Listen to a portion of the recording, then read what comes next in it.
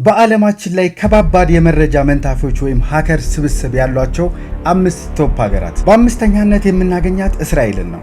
እስራኤል በሳይበር ደህንነትና በጥቃት ረገድ እጅግ የላቀ ቴክኖሎጂ አላት። ዩኒት 8200 የተባለ ወታደራዊ ክፍል የዓለማችን እጅግ ጎበዝ የሆኑ የኮምፒውተር ጠይባንን የሚያፈራ ሲሆን ፔጋሰስ የተባለው የስለላ ሶፍትዌር ደግሞ የዚሁ ሀገር ውጤት ነው። በአራተኛነት ደግሞ የምናገኘው ሰሜን ኮሪያ ነው። ይህች ሀገር ለኒውክሌር ፕሮግራሟ የሚሆን ገንዘብ ለማግኘት በቢሊዮን የሚቆጠሩ ዶላር ከባንኮችና ከዲጂታል ገንዘቦች ወይም ደግሞ ክሪፕቶ በመስረቅ የሚታወቁ ላዛሬስ ግሩፕ የተባሉ ከባባድ ሀገሮች ሰራዊት አላት።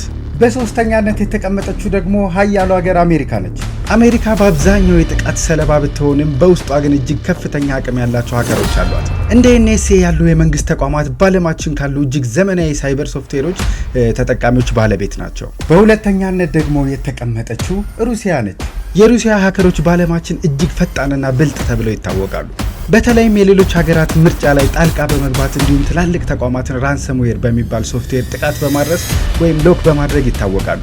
በዚሁ ሀገር ኤፒቲ 28 የተባለው ቡድናቸው በጣም ታዋቂ ሀከሮች ናቸው። በአንደኛ ደረጃ ደግሞ የተቀመጠችው ቻይና ነች። ቻይና በዓለማችን ላይ ካሉ የሳይበር ጥቃቶች ከ40% በላይ የሚሆኑ መነሻዋ እንደሆነ ይነገራል። በተለይም በቴክኖሎጂና በኢኮኖሚ መረጃ ስርቆት ላይ ያተኮሩ እጅግ የሰለጠኑ የመንግስት ድጋፍ ያላቸው የሀከር ቡድኖች አላት። እንደ ኤፒቲ 41 ያሉ የሀከሮችን መገኛ ሀገር ናት። ፎሎ በማድረግ ቤተሰብ ሁኑ። መልካም ጊዜ።